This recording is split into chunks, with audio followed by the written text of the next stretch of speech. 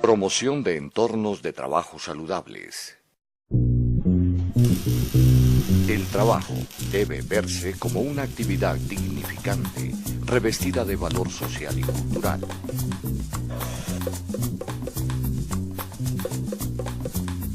Prevengamos los efectos de las radiaciones ultravioleta e infrarroja en el lugar de trabajo. En este video, usted participará de una experiencia en la cual conocerá la importancia de adoptar comportamientos seguros en las actividades relacionadas con el trabajo informal para identificar condiciones de riesgo y prevenir enfermedades que presentan las radiaciones no ionizantes.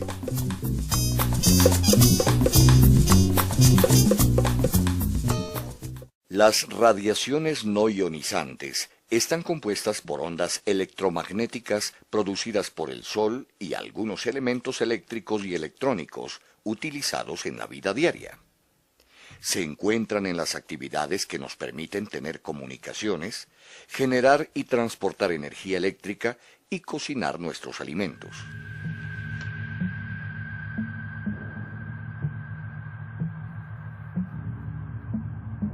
La radiación ultravioleta es una onda electromagnética producida por fuentes de luz y que está en el espectro no visible por el ojo humano.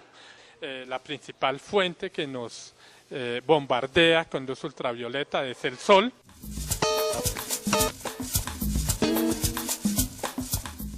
La ultravioleta C es la más peligrosa del espectro, la emite el Sol en grandes cantidades, pero en la Tierra estamos protegidos porque prácticamente toda es absorbida por la capa de ozono.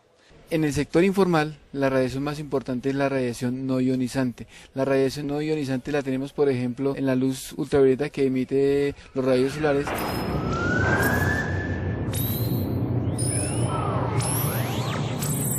La exposición crónica a luz solar puede generar, además de las manchas y el envejecimiento prematuro, también va a generar cambios en la piel que pueden favorecer la aparición de cáncer en la piel. Debido a que tienen la capacidad de penetrar la piel un poco, hasta unos 8 décimas de milímetro de profundidad. A nivel de ámbito laboral se crean fuentes de radiaciones ultravioleta en los procesos de soldadura. Ahí podemos tener radiaciones del tipo C, que pueden ser las más peligrosas, que afectan a las personas que están muy cerca a la fuente de emisión de rayos ultravioleta tipo C. Los que trabajan con soldaduras están recibiendo más luz ultravioleta de alta energía que puede generar quemadura a nivel de la retina o a nivel de la córnea y hoy con pérdida de la visión. En los ojos se produce conjuntivitis e irritación.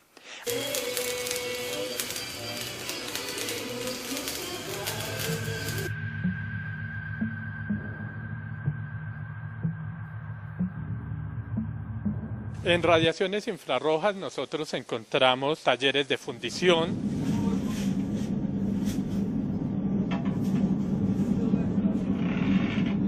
La exposición a altas temperaturas puede causar una sudoración abundante con pérdida de líquidos y otras sustancias importantes para el organismo. Esto puede generar patologías tales como el golpe de calor. Para ayudar a evitar que este tipo de eventos ocurran, debe disponerse siempre de líquidos hidratantes y que estén de fácil acceso para el consumo de los trabajadores en sus lugares de trabajo. Me desmayé saliendo ya aquí fuera del trabajo. Pues sí, lógicamente sí, porque más antes yo no me sentía así.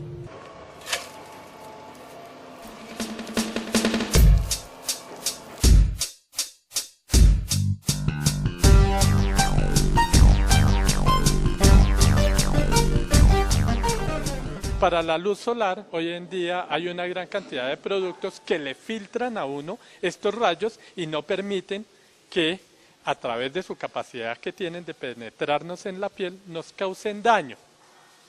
En algunos casos se recomienda, por ejemplo, en el trabajo del campo, que las personas usen sombrero.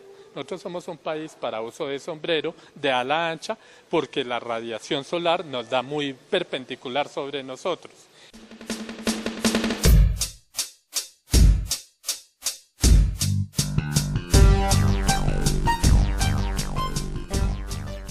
para protegernos en estos casos donde generamos luz ultravioleta, radiación infrarroja artificialmente, entonces sobre el individuo pues tomamos unas medidas de control.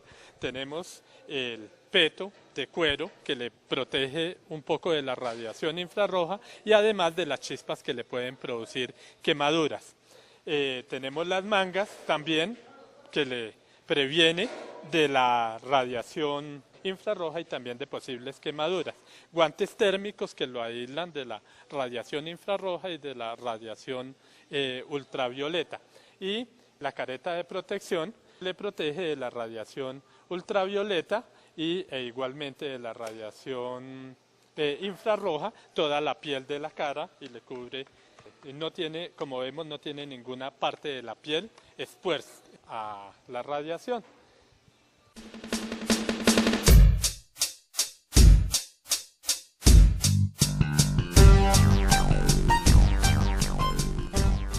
Las principales medidas es evitar el contacto o la exposición directa a los rayos ultravioleta y se logran colocando barreras de protección, guantes, mangas, polainas que impidan el paso de los rayos ultravioleta.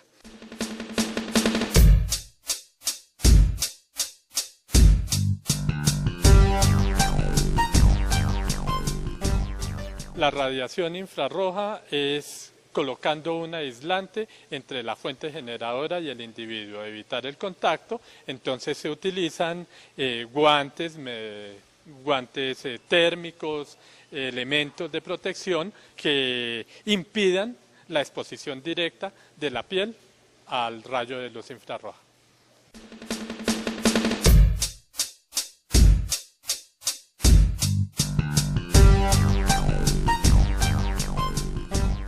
Bueno, las recomendaciones que yo les hago es usar su careta, sus guantes, todos los elementos que uno necesita para trabajar en esto, ¿sí me entiende?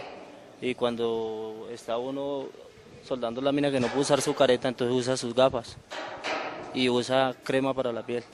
Cuando uno está soldando lámina debe usar su capuchón para uno protegerse de la calor y la crema para que le evite las quemaduras en la cara.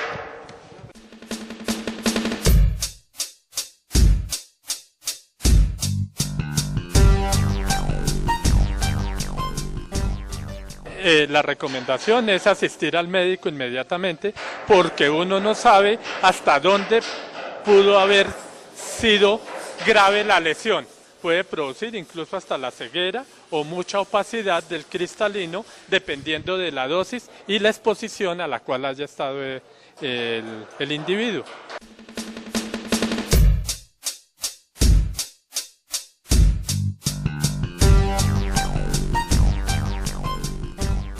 Una de las formas de control de la temperatura ambiental en los puestos de trabajo es aumentando la velocidad del viento, para lo cual se pueden instalar ventiladores en los puestos de trabajo.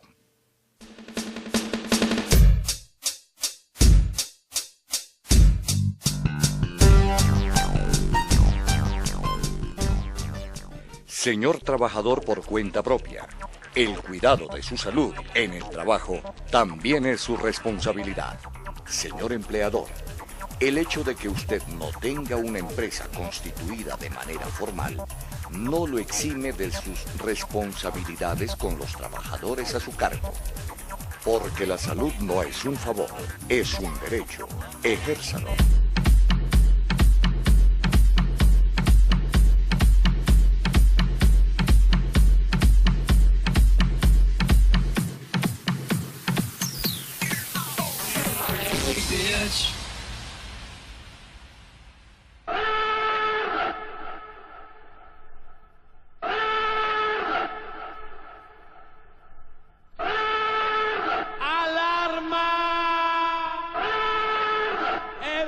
Fatal,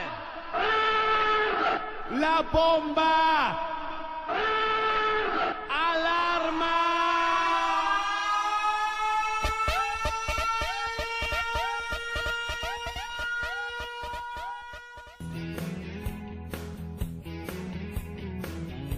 Hola, te voy a hacer una pregunta. ¿El aire pesa? Vamos a ver qué es la presión atmosférica y cuáles son las diferencias entre presión absoluta y presión relativa. En primer lugar, debemos tener claro qué es la presión. La presión es la fuerza que se aplica sobre una superficie y se calcula dividiendo la fuerza entre la superficie. Esta fórmula te la tienes que aprender. Presión es igual a fuerza partido por superficie. Una vez que conocemos la fórmula, te cuento más cosas. Aunque no te des cuenta, todos tenemos una presión sobre nosotros. Es el peso de la masa de aire que tenemos sobre nuestra cabeza y que afecta a todo lo que ves y a todos nosotros. Eso es la presión atmosférica, porque es lo que pesa la parte de la atmósfera que tenemos encima. La presión atmosférica es el peso de la atmósfera partido por unidad de superficie. Es la misma fórmula que acabamos de ver. ¿Tú sabes cuánto pesa el aire que tienes encima? Quizás es un poco difícil saberlo, pero para que te hagas una idea, se ha comprobado que el peso que ejerce la atmósfera en unas condiciones controladas es igual al peso de una columna de agua de 10 metros y es igual al peso de una columna de mercurio de 760 milímetros. La unidad de medida de la presión atmosférica es la atmósfera. Para medir la presión atmosférica se usa un aparato, el barómetro. Por eso la presión atmosférica también la conocemos como presión barométrica. Ya sabemos qué es la presión atmosférica. Vamos a hablar ahora de las diferentes formas que tenemos para medir la presión en la Tierra, que son la presión absoluta y la presión relativa. La presión absoluta toma como base de medida el cero absoluto. Al ser una unidad absoluta, debajo del cero no hay nada, no hay presiones negativas. Todas las presiones estarán por encima del cero, por lo que serán positivas. Estas mediciones se suelen utilizar para realizar cálculos teóricos. En la superficie terrestre sabemos que no hay una presión de cero absoluto, hay una presión, que es la presión atmosférica, la que hemos dicho que teníamos encima de la cabeza. Para facilitar la medida de la presión surge el concepto de la presión relativa, que es la medida de presión por encima de la presión atmosférica. O lo que es lo mismo, la presión relativa toma como base, toma como cero, la presión atmosférica. La presión relativa la miden los manómetros, por eso la presión relativa también se conoce como presión manométrica. Cuando la medición del manómetro está por debajo de la presión atmosférica, da un valor negativo. Esto significa que la presión es menor que la presión atmosférica y esto se conoce como presión de vacío. Existen unos manómetros que solo miden presiones negativas. Estos se llaman vacuómetros. Acuérdate porque en algún examen te pueden preguntar por este concepto. Con todo lo visto hasta ahora, ¿sabes decir qué relación tiene la presión absoluta con la presión relativa o manométrica?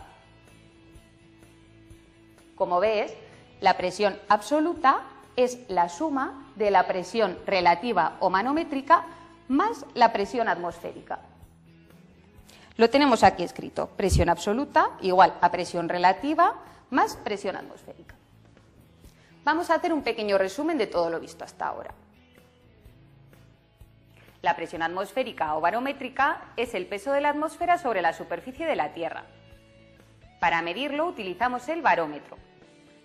Presión relativa o manométrica toma como base la presión atmosférica. Para medir utilizamos el manómetro y si solo medimos valores negativos utilizamos el vacuómetro. La presión absoluta toma como base el cero absoluto. Se utiliza para realizar cálculos teóricos. La presión absoluta es igual a la presión manométrica más la atmosférica.